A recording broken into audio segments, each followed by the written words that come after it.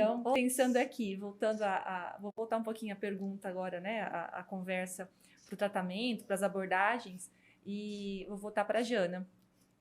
Jana, pensando aqui na medicina integrativa, né? De que forma que a medicina integrativa pode ajudar nos sintomas, ajudar a melhorar essa libido da mulher? Sim, nós vimos e conversamos todas as particularidades, né? E o médico integrativo, funcional, ele precisa estar atento a isso. Então, é claro que quando chega no consultório, eu vou olhar a parte orgânica, eu vou fazer exames de sangue, exame físico, uma anamnese bem feita, saber toda a história do paciente, né? Eu vou saber do déficit nutricional, déficit de nutrientes, suplementar se necessário, entrar com medicações, se indicado, né? Mas eu preciso me atentar a uma visão holística desse paciente, em todos os aspectos. Então, tudo que vocês estavam falando, eu vou pensando aqui no que eu posso fazer pelo meu paciente também. Então, é claro que a gente vai pensar numa medicação, porém, se essa medicação puder ser evitada, melhor ainda. Então, o prático que funciona. Né? Então, aquele paciente, você está se alimentando bem? O que você ingere? Né? A gente vê muito hoje que as doenças crônicas, por exemplo, elas são nada mais do que uma disfunção do nosso próprio corpo. Então, é um processo inflamatório crônico, um estresse oxidativo, glicação. Então, são mecanismos que o nosso corpo mesmo faz, produz, e que nós não conseguimos dar conta. Então, é claro que eu vou olhar para esse lado orgânico, né? Medicamentoso, suplementação, enfim, mas eu tenho que saber como é que você está se alimentando, como é a tua saúde intestinal. Você faz uma atividade física, não precisa ser uma atividade física que você vai fazer 5 dias por semana, todos os dias, correr uma maratona, mas você caminha à tarde, você faz alguma atividade que você gosta, você tem momentos de prazer com a sua família, momentos de lazer, momentos em que você possa ficar ao ar livre um pouco, né? Como que é a vida dessa paciente? Então, acho que a gente precisa considerar tudo isso, né? Considerar o que mais que pode estar acontecendo. É um problema hormonal? É um problema nutricional? É um problema da saúde mental, espiritual? Tudo isso, porque ela chega muito culpada dentro do consultório, porque ela não consegue dar conta de tudo e ela não vai conseguir dar conta de tudo. Então, às vezes, ela nem fala isso na primeira consulta. Ela só vai falar quando tiver aquele vínculo estabelecido. Lá, depois de umas 2 consultas, ela fala, olha, e aí a minha libido foi ladeira abaixo. Não tenho, devido a tudo isso, né, diante de tudo o que a mulher passa, o nosso cotidiano mesmo, né? A última coisa que ela vai pensar é no sexo. Então, procurar também nas especificidades, abordando uma integralidade. Então, eu vou pedir ajuda para minha nutricionista, eu vou pedir ajuda para a fisiopélvica. É muito importante existir essa integração dos profissionais, né? E eu acho que isso a gente consegue muito bem nessa equipe, né? Porque a gente consegue reconhecer que o paciente, ele não é uma doença, ele não é um sintoma, ele é uma pessoa. Ele é uma pessoa que às vezes ele vem só procurar uma medicação milagrosa para emagrecimento, mas ele é uma pessoa que tem que ser ativa dentro do processo dele de saúde. Reeducada, né? Reeducada, né? Então, às vezes a gente vai ter que resgatar coisas muito simples que funciona e que vai fazer uma grande diferença na vida do paciente, né? E junto a gente produz ali, a gente vai formular um processo mesmo de tratamento para esse paciente, né? Um plano um plano mesmo de solução para esse paciente, na integralidade, né? Então, assim, se a gente for pensar em quais medidas, né, que a gente tem que adotar, né? Você, enquanto médica, com uma mulher com uma queixa de baixa libido, ou que você consegue perceber que isso também está, né, é um dos sintomas, mesmo que ela não, né, não expresse totalmente. Que medidas que você começaria, assim, que você indicaria para essa mulher? Com certeza, exames laboratoriais, a gente precisa descartar causas orgânicas, porque existem muitas coisas que podem também causar, né, a diminuição da libido, enfim.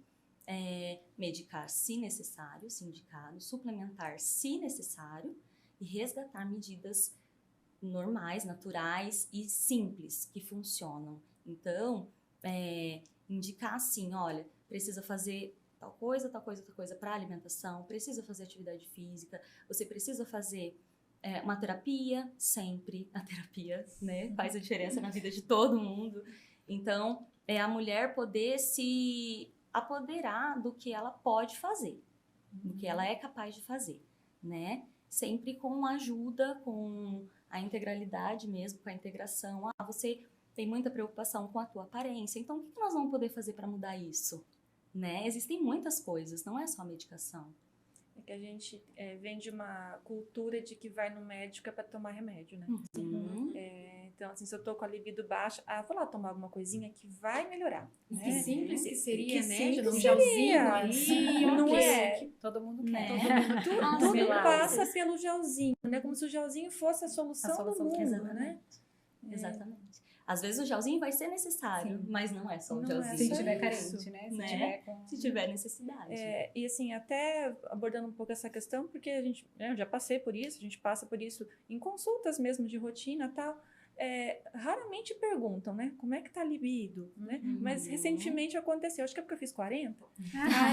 Aí meu médico perguntou como é que tava. Eu até assustei, assim, né? Porque não é algo tão comum, né? Infelizmente. Poderia ser mais. Exatamente. Até pra gente se sentir à vontade de falar, né? Tá. Aí ele, vamos pensar num gelzinho pra você. Né? Aí eu fiquei com aquilo na cabeça, tipo, um gelzinho, será que vai ser a solução? Né?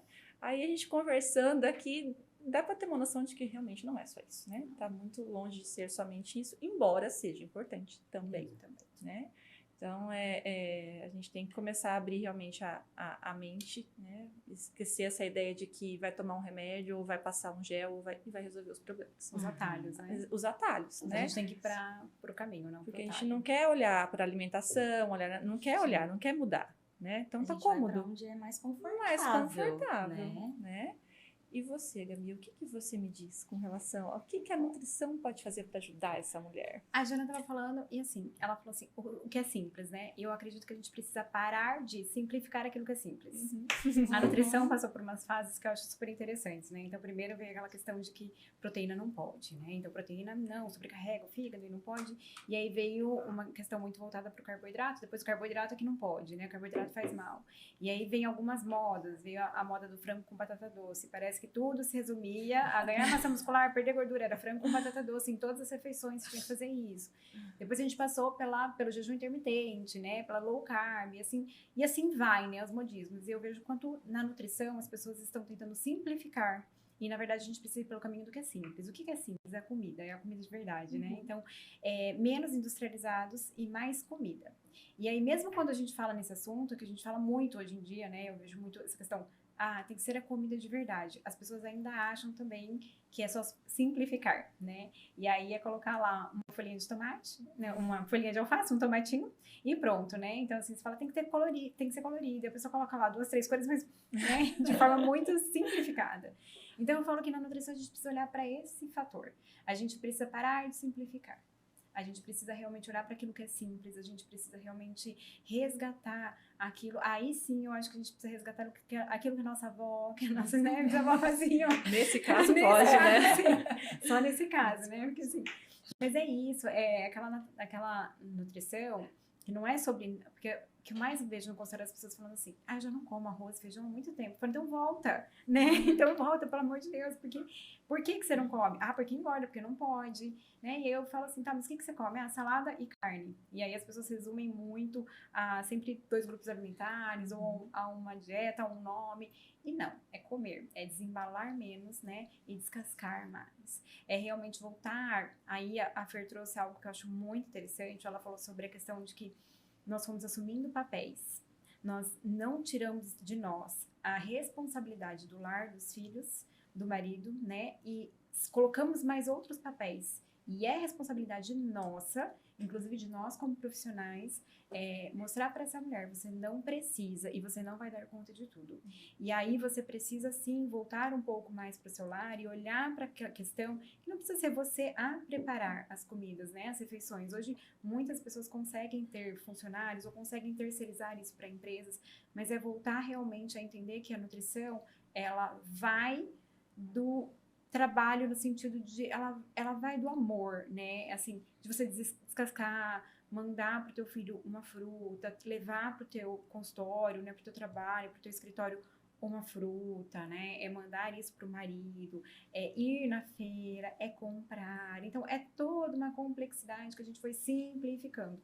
E eu vejo que a nutrição ela precisa resgatar isso, né? Então, eu acredito que só de resgatar isso, nós resgatamos também, nós enquanto mulheres, resgatamos algo que é importante, que é nosso lado feminino, criativo. Exatamente. Né? E aí a gente começa realmente nesse contato com o alimento, nesse preparar o alimento para nossa família, a gente começa realmente a resgatar essa feminilidade, né, essa essência, e a gente começa a entender algumas coisas que a gente perdeu, porque ao mesmo tempo que a gente buscou essa liberdade, a gente buscou se conhecer, a gente buscou, né, essa empoderamento e tudo mais, a gente também se esqueceu daquilo que realmente é importante. E o nutrir então, é feminino, né? É o feminino, a criatividade vem da mulher, né? Então, assim, somos nós que, enquanto mulheres, estamos em casa ali e pensando naquilo que tem que ser feito. Como é que a gente vai nutrir? Um gosta de uma coisa, outro gosta de outra.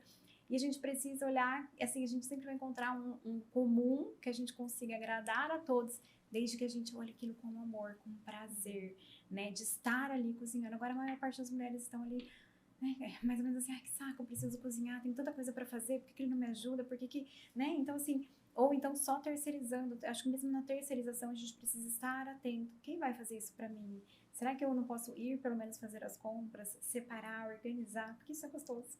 Né? Então, assim, eu acredito que o resumindo é isso. A gente precisa parar de simplificar aquilo que é simples, né? E trazer realmente para esse lugar de importância a alimentação. E somos, sim, nós mulheres responsáveis por essa parte dentro dos nossos lares. Eu sempre falo, a responsabilidade fica para nós, sim. A gente pode também compartilhar com o nosso parceiro, com uma funcionária, mas somos nós os responsáveis, né? Eu falo que é até bíblico isso. A gente precisa olhar também para esse lugar que eu gosto muito de falar, nutrição funcional, ela trabalha muito com o corpo, com a alma e com o espírito. Então a gente precisa também olhar para esse lugar e assumir esse papel onde a mulher do Provérbios 31, ela acordava cedo, ela dava função para as funcionárias, né, para as criadas dela, ela tecia, né, ela protegia os filhos. Então, assim, a gente também precisa olhar para este lugar enquanto profissionais, né, para a gente poder passar isso para as mulheres. Enquanto profissionais e também enquanto pessoas, mulheres, para quem está nos escutando, né, pra gente poder realmente resgatar essa libido. E às vezes as pessoas estão escutando e falam, mas o que tudo isso tem a ver, né? Resgatar o feminino, na verdade. Resgatar, né? esse feminino. Porque eu falo que eu brinco, mas é muito sério. A gente não precisa fazer nada. Só deixar o fluir acontecer. Né? Só respeitar o nosso corpo. Mas há tanto desrespeito que vem das crenças, vem de um monte de coisa, né? Claro que não é tão simples assim. Mas a gente poderia só deixar fluir, que tudo aconteceria de forma perfeita. Então, talvez é só resgatar isso, diante de tantas coisas que a gente conquistou enquanto mulher, resgatar isso e colocar as coisas em ordem. E aí tudo flui. Só fazendo mais uma pergunta para você, a gente fala tanto em desbiose hoje. Fala um pouquinho o que seria a desbiose e como isso influencia na libido? Se é que influencia, eu acho que sim. Demais. Totalmente, Demais, né? Totalmente, em todos os sentidos. Então, a desbiose nada mais é do que um ambiente, né, despropício ali ao funcionamento. Então, o nosso intestino é um lugar muito complexo. Então, nós temos fungos, bactérias, nós temos vírus. Toda vez que uma bactéria morre dentro do nosso intestino, ela gera fragmentos de si, né, que vão gerar restituição para esse ambiente. Toda vez que a gente... que algo acontece no nosso intestino de forma natural, é para que haja um equilíbrio. Nós precisamos alimentar as bactérias boas, os fungos, os vírus, para que isso cresça. Então, o que acontece na desbiose? A gente começa a alimentar bactérias ruins, bactérias, fungos e vírus ruins, patógenos, e a gente começa a não alimentar as que são boas. E aí esse ambiente ele vai ficando escasso. E aí, como eu falei, quando a bactéria morre, ela deixa fragmentos de si que restaura o próprio ambiente, então nós temos ali um ambiente que não está sendo restaurado. Então a gente começa por uma diminuição da camada de muco. O muco no nosso intestino ele gera proteção. Dentro do muco nós temos peptídeos antiglicanos que geram também proteção. Eles percebem que tem algo de errado e eles neutralizam isso. Então, quando diminui o muco e diminui peptídeo antiglicano, a gente passa a não ter mais proteção. Se diminui muco, se eu não tenho mais esses, digamos, policiais ali atentos, eu começo a ter o que a gente chama de permeabilidade intestinal. O nosso intestino ele tem que ser muito pouco permeável ou até impermeável. Para quê? Para que os nutrientes ou tudo que vai entrar, eles tenham a entrada só permitida pelas minhas células. As células detectam o nutriente, elas abrem como se fosse uma chave ali, elas abrem um receptor e aquilo cai no nosso organismo, aquilo entra no nosso organismo. Quando há um rompimento entre as células, a gente começa a fazer o quê? A gente começa a permitir a entrada de macromoléculas, de toxinas, e isso gera um desequilíbrio imenso. Por quê? Porque as toxinas, elas vão estar ali, e é como a gente falou, a desintoxicação é essencial, porque as toxinas, elas podem ir para receptores hormonais, e isso vai gerar uma falta de comunicação. De qualquer forma, a gente pode ter também as toxinas fazendo o quê? Estimulando o meu sistema imunológico, gerando uma cascata de inflamação, uma resposta imunológica, tentando neutralizar aquilo. E aí a gente começa a ter os vários desequilíbrios, né? Então, pensar na desbiose é a gente pensar em toda essa complexidade do intestino, né? E aí a gente pensa que realmente para chegar nisso, gente, vai muito, né? Ontem eu atendi uma paciente que ela relatou assim que há 20 anos ela começou a sentir os primeiros sintomas. E há 20 anos ela vem com aquilo. Então, hoje ela chegou num quadro mais drástico de desbiose, mas foram 20 anos, né? Então, eu sempre pergunto, quando começou? E é uma paciente que, eu sempre pergunto da história da infância, né? Uma paciente que usou muito antibiótico na infância. Uma paciente de 47 anos, então vamos pensar lá, 47 anos era isso, né? Tipo, você tem alguma coisa, antibiótico, medicamento, não tinha esse cuidado. Então, começou ali, na verdade, há 47 anos atrás, quando ela falou que começou a usar antibiótico com 3 meses. E aí se intensificou na gestação, porque a gestação é um fator de risco para desbiose, assim como os desequilíbrios hormonais. E aí foi se arrastando, ninguém solucionava, ninguém perguntava, né? E aí ela chegou num quadro bem intenso. Então eu falo que para chegar numa desbiose, numa permeabilidade intestinal, é porque a gente já desrespeitou muito. Então eu falo que, por isso que eu volto. Para de simplificar aquilo que é simples. Volta para casa, cozinha, né? Então, assim, eu sei que também não é tão simples, eu falo brincando, mas basicamente é isso. E tem ali algumas mudanças que são chave nesse processo, assim, tem... De melhora? Uhum. Com certeza. Se eu pudesse dar um conselho só, tipo, para de usar industrializados, né? Eu falo que aí eu acho que é algo fundamental, a gente precisa começar a entender mesmo, mais feira, menos supermercado e... menos pacotinho. Porque a gente fala muito do antibiótico, mas a gente não do uso do antibiótico medicamento, né? Mas a gente não percebe que quem é que faz o alimento durar na prateleira, né? Então a gente tem antibiótico nos nossos alimentos e a gente consome aquilo com a maior naturalidade do mundo. A gente não, porque a gente é todo saudável. Claro. A gente não come isso, verdade. Mas enfim, alguns conselhos que eu acho que são fundamentais. Primeiro, realmente menos industrializados, mais comida de verdade, que é o famoso descasca mais e desembale menos. Água, né? As pessoas não são... Vamos falar da mulher. A mulher não tá tomando água, até por conta dessas multifunções a gente vai... Então, eu acredito que a água, né? E esse olhar mesmo que a gente tem que ter para nós. Então, se eu pudesse dar 3 conselhos, seria esse, assim. Olha para você, para sua família, né? Traz essa... Mas menos industrializado, mais água. Isso já resolve, né? Então, as pessoas falam... não, mas não é possível que só isso já resolve. É claro que se a gente pega um caso mais extremo, a gente tem que entrar, como eu já não estava falando, né? Vários suplementos. Por quê?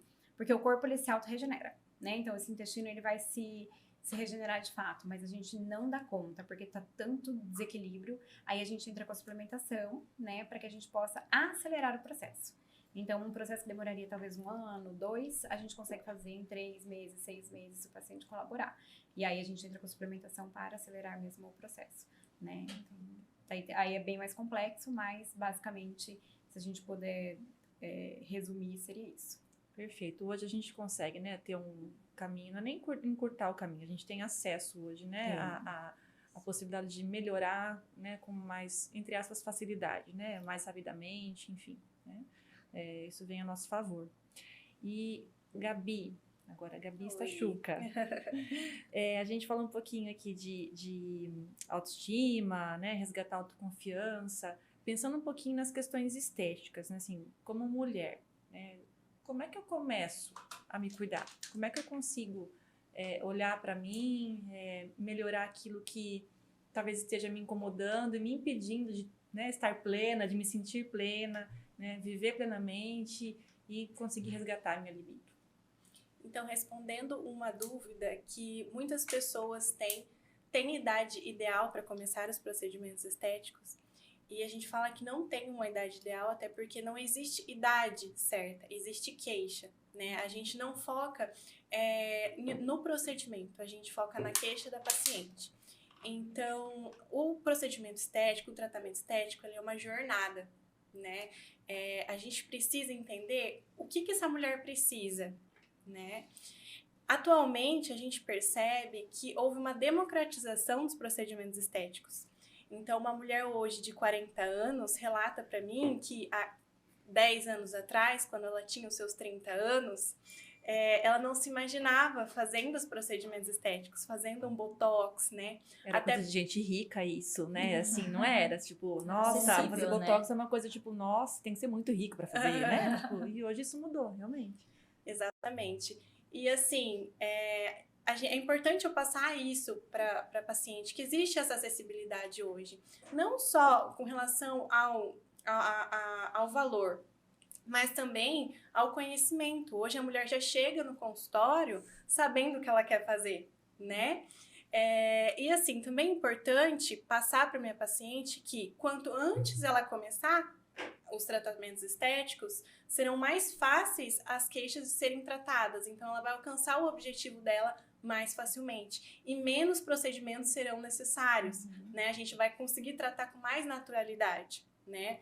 Atualmente, hoje, existem procedimentos estéticos que a gente consegue preservar as características naturais da mulher, né? Como, por exemplo, os bioestimuladores de colágeno, que eles atuam estimulando a produção natural, endógena, né, do colágeno. Existem outros procedimentos como ultrassom microfocado, lasers, que vão tratar a pele, né, vão ter esse cuidado com a pele. Então, é importante eu passar para a mulher também o seguinte, muitas pessoas falam, mas não é futilidade cuidar da beleza, não é futilidade cuidar da estética, né? Ai, que bobeira, não é mais fácil aceitar que eu estou envelhecendo? Né? E não é futilidade, não é bobeira. A forma com que a gente se enxerga, né, reflete em todas as áreas da nossa vida, né? Reflete na vida com o nosso parceiro, reflete na vida profissional, né? E você ter esse cuidado com você desde a juventude, né? Então é importante a mulher, quando ela se enxergar no espelho, ela se reconhecer, né? Algumas mulheres chegam até mim e falam, doutora, mas eu me olho no espelho, eu estou me sentindo cansada, eu tenho um olhar de cansado, mas eu não estou me sentindo assim, ou eu não me reconheço mais quando eu olho no espelho, né? Então, por isso é importante ter os seus cuidados diários, né? Os seus cuidados estéticos, cuidar de si mesmo, se olhar com carinho, com amor e dar o primeiro passo nessa jornada de autocuidado. Sim, e pensar totalmente, isso não é futilidade, isso não sobre cuidar de você, né, assim, cuidar da gente, a gente merece esse carinho, né, conosco, com certeza. Cuidar da gente, se sentir bonita, com o corpo bonito, com o rosto bonito, traz empoderamento. É o primeiro prazer, É o primeiro prazer, exatamente. Isso reflete totalmente em qualquer área da nossa vida, né, reflete nossa relação com o nosso parceiro, nosso marido, com nossa família, no trabalho. Então, não é bobeira, não é futilidade, né? Com toda certeza. E ainda bem que hoje está mais fácil de a gente se cuidar, né? Assim, pensando na questão do ser mais acessível, estar mais acessível, né? Então, é só não deixar tudo acumular, né? A gente poder, né, mantendo aqueles cuidados, né, o tempo todo. Não deixar a gente se sentir tão mal a ponto de olhar e falar, nossa, e agora? Agora eu faço o quê, né? Porque dá pra gente ir se cuidando com toda certeza, né? E falar em cuidado, a gente não pode deixar de pensar em cuidar do nosso assoalho pélvico, né? Então, Fer, você comentou agora há pouco que tanto a fraqueza quanto a tensão dos músculos, né, são fatores que podem levar a baixa libido, por questão de dor e outras questões também.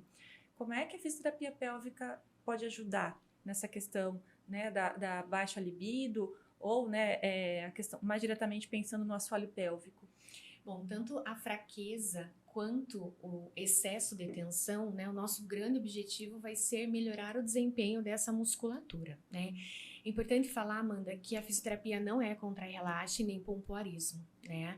Então, existem muitas coisas relacionadas, né, à musculatura do pavimento pélvico. Por exemplo, uma constipação crônica vai gerar uma tensão em músculos do assoalho pélvico. Uma crença limitante, um processo de desconforto ou dor durante a relação sexual vai ter um fator emocional associado, né? Hoje, a DSM-5, que fala sobre, né, transtornos psiquiátricos, ela já caracteriza que uma dor pélvica, ela está também correlacionada com algo emocional, né? Então, quando a gente fala em músculos do assoalho pélvico, a gente não pode pensar só que a paciente vai contrair e relaxar. Nosso objetivo é fazer com que ela melhore a função. Como que eu vou melhorar essa função dessa paciente? Primeiro, eu tenho que fazer com que ela conheça. Então, no consultório a gente tem muita peça anatômica, né? Onde a gente vai dar uma aula para essa mulher, para que ela entenda a localização dessa musculatura e as funções que ela exerce, para que daí no dia a dia ela comece a levar a atenção dela para aquele músculo. Na academia, durante algum movimento, nossa, o que aconteceu no assoalho pélvico? Será que ele movimentou? Será que ele abriu e relaxou? Será que ele fechou e subiu? Então, a primeira coisa é fazer com que essa mulher entenda sobre a sua anatomia. E é importante essa mulher conhecer também em relação a toda essa parte da fisiologia das respostas sexuais, né? Porque é muito comum a mulher, ela comparar como era a relação sexual dela quando ela conheceu o companheiro, depois de 20, 30 anos de casamento, né? Então, a mulher acha que ela precisa ter o mesmo desejo, a mulher acha que ela precisa ter o mesmo orgasmo, e nós envelhecemos e mudamos. Assim como o nosso corpo, ele envelhece por fora, a musculatura do assoalho pélvico é um músculo e ela vai passar por processo de envelhecimento e vai ter modificações de sensações, né? Então, é importante que a mulher saiba que existem desejos diferentes, né? Quando a gente conheceu, né, o nosso companheiro, a gente tinha aquele foco, só de pensar, a gente se arrumava, a gente tinha um momento para isso. Então, a gente se arrumava para sair para jantar, a gente tinha aquele momento, então esse desejo era um desejo que era um desejo espontâneo. Só da gente pensar, né, no nosso companheiro, a gente já tinha vontade ali, já despertava um desejo em ter a relação. E aí o tempo vai passando, a gente vai acumulando as funções e é normal que depois ali de 2 anos de relacionamento a gente tenha um desejo responsivo, né? Onde a mulher, ela precisa sair de uma neutralidade à relação sexual para uma vontade em ter a relação sexual. Através de um carinho, através de uma mensagem, através de uma ajuda lavando louça. A mulher é diferente do homem, né? O desejo do homem é visual, o desejo da mulher, né, é algo elíptico, assim, né? A mulher, ela não é linear, então... A gente costuma ouvir assim que o desejo da mulher começa com um bom dia. Exatamente. Né? Ela já se Começa desperta com para um bom aquela dia, gentileza de falar, que delícia, né, essa gentileza. Então é importante a mulher saber que o corpo dela vai passar por transformações, que o assoalho pélvico vai passar por transformações também, e que talvez o desejo que ela tinha lá no início de namoro vai ser diferente de agora, e o orgasmo também. E em relação ao orgasmo, é algo assim que as mulheres se cobram muito. Nem todas as mulheres terão orgasmo, e tá tudo bem. O que as mulheres precisam é ter prazer. E se estiver tudo bem para ela e para o companheiro dela, isso, tá tudo bem, né? Então, essa questão de quanto mais eu me conheço, menos eu me comparo, é fundamental. Judiam, né? Exatamente, né? Porque somos corpos diferentes, funcionamos de maneiras diferentes. Então, a partir do momento que a mulher, ela tem esse conhecimento, então eu sei que existe essa musculatura, eu sei a localização, eu sei a função, eu sei que o meu corpo vai se transformando e que tá tudo bem o meu desejo ser diferente, está tudo bem do meu orgasmo ser diferente. O importante é, através desse conhecimento, ela desenvolver uma percepção corporal nela e dialogar com o seu companheiro. Então, quando a mulher consegue, né, a gente passa essa primeira etapa com a mulher, aí a gente vem, aí sim, com exercícios específicos, né? Se tiver uma musculatura enfraquecida, por que a musculatura fica fraca? Normalmente, pensando que a mulher não tem nenhuma lesão nervosa, é por conta realmente da falta de conhecimento. Ela não usa, então essa musculatura ela vai enfraquecer. E aí a gente vai trabalhar técnicas de fortalecimento, mas não é só isso, né? Porque se essa mulher não estiver sentando certinho no vaso sanitário para fazer xixi, se ela não estiver sentando certinho, né, no vaso sanitário para evacuar, se o intestino dessa mulher estiver extremamente constipado, se essa mulher estiver extremamente ansiosa, se a postura dela estiver totalmente errada, se ela respira, aquele abdômen sanfona, então tudo isso influencia a saúde do assoalho pélvico. Então, a questão do fortalecimento, da fraqueza da musculatura, né? Então, é devolver essa melhora dessa função muscular, fazer com que haja uma melhora da coordenação, da velocidade, porque às vezes a mulher fala, eu sei contrair, então ela contrai, mas a velocidade que ela contrai é uma velocidade muito lenta, e o tempo que ela consegue manter a musculatura contraída também, de repente, é um tempo muito curtinho. Então, é muito individual, né? Então, conforme a consciência corporal de cada mulher, a gente vai colocando técnicas. Para a tensão dos músculos do assoalho pélvico é a mesma coisa, né?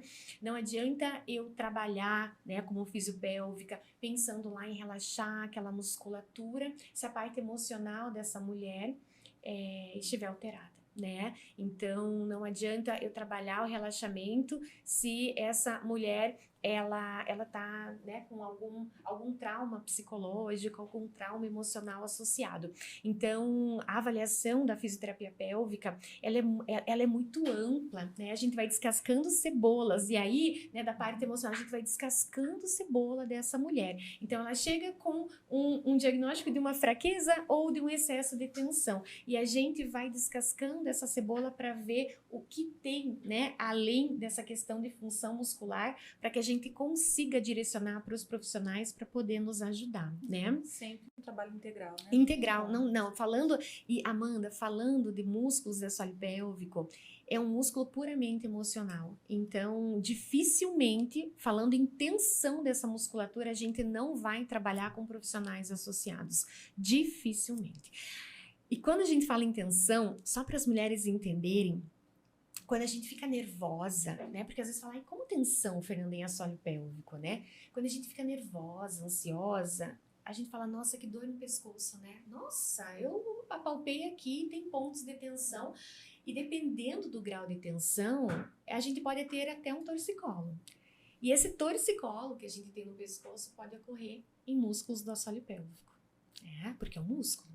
Então, se esse músculo está um pouco tensionado, a mulher pode ter um desconforto em alguma posição durante a relação sexual. Se essa musculatura estiver um pouquinho mais tensa, ela pode ter uma dor de penetração, dor de fundo. E se essa tensão estiver realmente muito tensa, a mulher pode não conseguir uma penetração, e não só uma penetração peniana, mas também ela tem uma dificuldade em fazer um exame ginecológico, em colocar um absorvente interno, né? Então, quando a gente fala em tratamento para disfunções sexuais, a gente envolve não só pensar nessa questão pura da musculatura de pavimento pélvico para melhorar a função dela, mas em hábitos urinários e comportamentais também são muito importantes, tá associado, né? Porque se no dia a dia ela continua, ela faz o trabalho com a físio, mas continua, né, forçando para o xixi sair. Se fora de casa, ela continua não sentando no vaso sanitário, né, deixando essa musculatura tensa. Se ela continua com excesso, né, de constipação, um excesso de tensão ali, então a gente precisa fazer toda essa reeducação para que ela mantenha isso em casa e ajude, então, a melhora. Para o próprio exercício intenso, né, e exagerado. Exato. Que eu acho que é algo também que vale a pena. A gente fala muito do exercício e esquece que às vezes o excesso pode também pode prejudicar. Então, a musculatura de assoalho pélvico, ela está diretamente relacionada, né, com o abdômen. Então, toda a pressão que eu exerço em abdômen, qual estrutura que está embaixo? é o assoalho pélvico. Então, se essa mulher, ela não tem, né, ela não tem a consciência, ela não trabalha, ela não...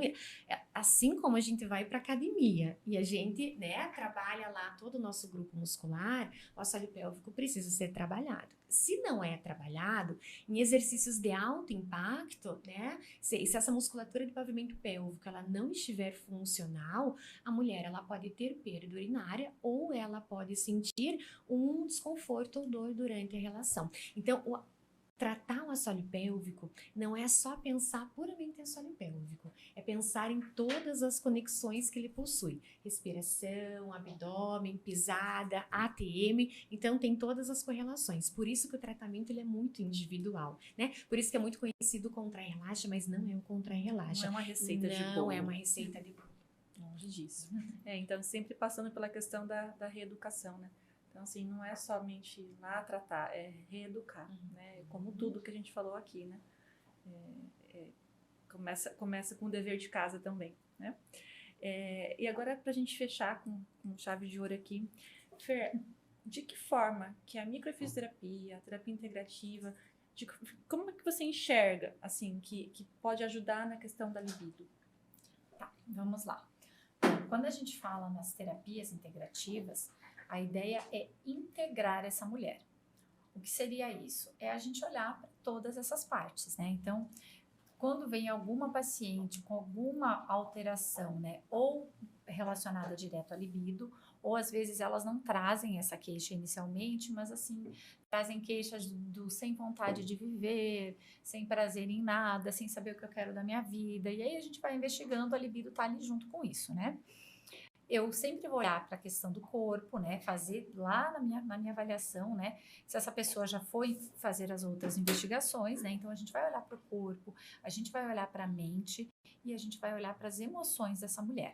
Como é que a gente vai fazer isso? A gente vai primeiro olhar para a história dela, para olhar um pouquinho culturalmente como ela viveu, como ela entendeu o que é sexualidade. Então vai olhar ela com ela. Depois a gente vai olhar a questão dela com um parceiro, né? Porque normalmente isso é um pouco diferente. Tem mulheres que falam, eu não sinto mais prazer com o meu parceiro, né? Ou então assim, eu não sinto mais prazer nem pensar nisso. Então a gente vai tentar entender um pouquinho onde é que está esse bloqueio desse prazer. Né? E aí a gente vai, como a Fer disse, a gente vai desmembrando, a gente vai descascando isso. Então eu olho para a história, depois eu olho para a relação dela com o mundo e depois eu vou olhar para ela no feminino dela, né? Como a Gabi trouxe essa lembrança, né?